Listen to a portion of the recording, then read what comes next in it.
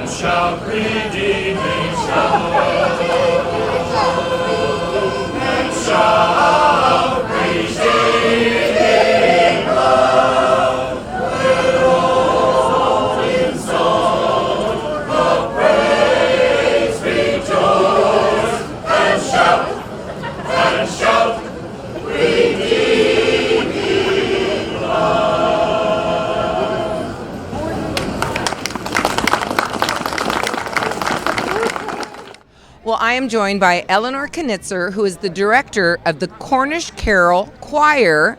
And that's not hard to say because it's not that cold tonight. No, thank goodness it's not. Last week was freezing. Now, you perform at the steps behind us every night of Cornish Christmas. That's right. Every Friday night from the Thanksgiving weekend until the Friday night before Christmas. We're out here singing carols. Now, there's a rich tradition behind this choir. Yes, there is. These carols were brought over from Cornwall and began singing them in Grass Valley in 1876 and have been sung ever since. Obviously, we're not that old, but they have been sung continuously in Grass Valley since that. And what's really incredibly important is that of all the Cornish communities, Grass Valley is the only one in the United States that has maintained and kept its carols. So that really makes us a very special town in the eyes of the Cornish.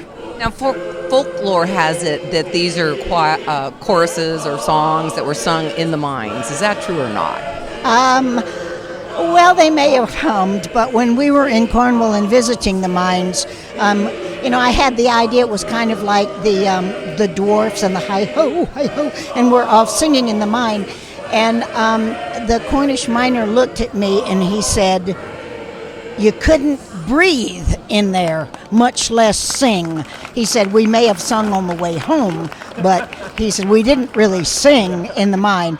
And when you go in the mines, you understand that it's a lot of dust and it's dark and you're by yourself and you may hum or you may think them, but I'm not sure they were in there singing them. However, in 1948, they did go down into the Idaho-Maryland mine and made a recording and sang in the mine there. So, and that recording lives to this day. What is your relationship with Cornwall? The choir has performed there and made visits. It's part of the Twin Cities. Well, the first visit that we made contact with our twin city, which is now Bodmin in Cornwall, and Nevada City was already twinned with Penzance, but it was kind of fun to be looking around and trying to find a Cornish town for Grass Valley, because this is Cornish. So we have twinned with it, but it was after our trip there. Also, after our trip there, the first time, the men came back saying, "We want a male voice choir like they have," because men's choirs over there are just incredible. Every community has one. And so we came back and formed the Grass Valley Male Voice Choir. So that's been going for about 18 years now.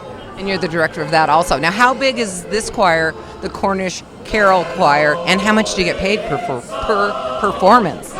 Well, we just get paid whatever anybody wants to give us, which sometimes means nothing, and other times means, maybe $100.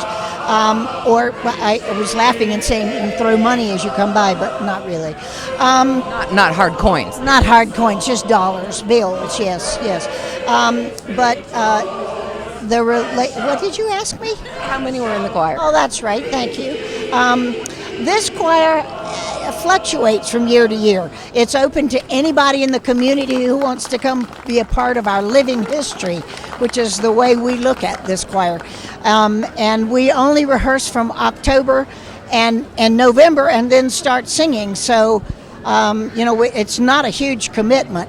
The male voice choir is different because we sing in that group all year long. But this one is just the Cornish carols at Christmas. And we enjoy it every week. Eleanor Knitzer, thanks for being with us. Thanks very much, Lorraine. We appreciate it.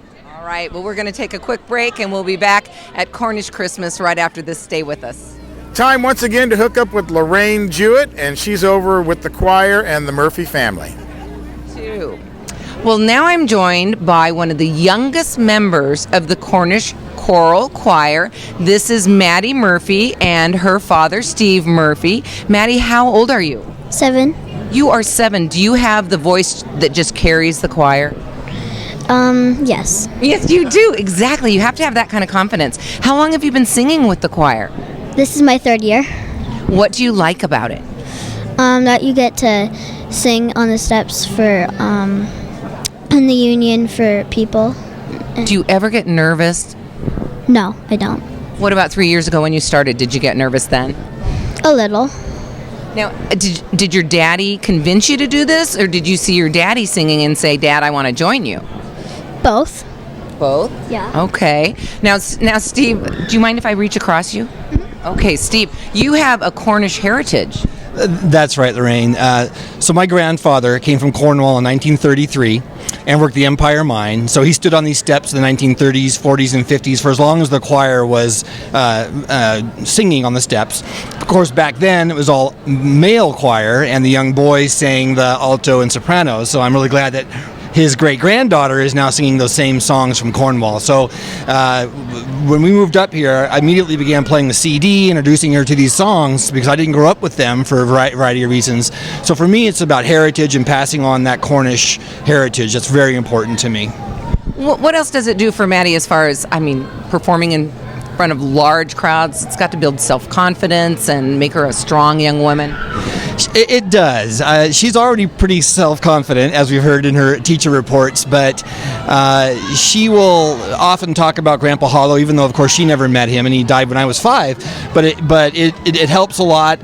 Even before she was in the choir, she was up here mouthing the words, so that's how long she's known the words. And Eleanor said she can be in the choir so long as she has all the fidgets out. She can stand there and sing, then she could be in the choir. And so that was 3 years ago, and here she is. What a wonderful father-daughter experience together. Now, what is your background with the choir? How long have you been with the choir, and are there different parts? Yeah, so this is my 6th year, and even though I was raised in Sacramento, we did some training on the East Coast, wanted to come back to this area, reconnect with our Cornish heritage. I give tours at the Empire Mine. I was the immediate past president of the California Cornish Cousins, so it's very, very important to me. So 6th year, and I sing tenor, so there's 4 parts, and we're situated on the steps according to that group, and kind of always has been going back to the 1930s and 40s. Well, actually, my grandfather was singing in the 1930s, but the choir's been singing since 1875. So, yeah. Now, aren't you some high-ranking person in the state with some Cornish groups? Well, just the California Cornish Cousins, and that is a group, and we welcome anybody who has an interest in Cornish heritage. My wife is not of Cornish heritage, but we swore her in as a naturalized citizen of Cornwall, of the Cornish Cousins, so anyone can join.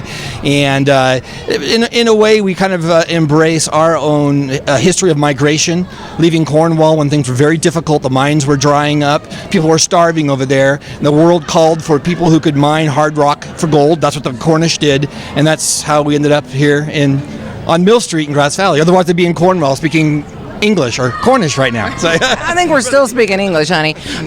One last question about being a docent at Empire Mine. What do you do there? So docents, there are many things you can get involved. The community, there's an annual training in March. I give tours mostly, tours of the mine yard and the cottage, and really encourage visitors to come up and visit our beautiful area. It is lovely. Now, Maddie, so what grade are you in? 2nd. Second grade. Do you perform at school? Yes. What do you do? I sing in this choir in a like performance for Christmas. What are your big plans? Are we talking stage, Broadway, movies, television? Just at our school in our chapel. What about later on when you're an adult? I'm not sure. But do you think performing might be part of your career? Yeah. Because you love it that much? Yes. Okay. Do you have brothers and sisters? I do not. Oh, because I would have asked it, who's the better singer and created some kind of sibling rivalry just for you, Steve. All right. Anything you'd like to add? So I wish everyone a Merry Christmas and come up and join the choir, enjoy the choir, come visit Grass Valley in this beautiful area. Merry Christmas. All right. Merry Christmas, everyone. Let's go back now to Teresa and Gil visiting everyone at Cornish Christmas.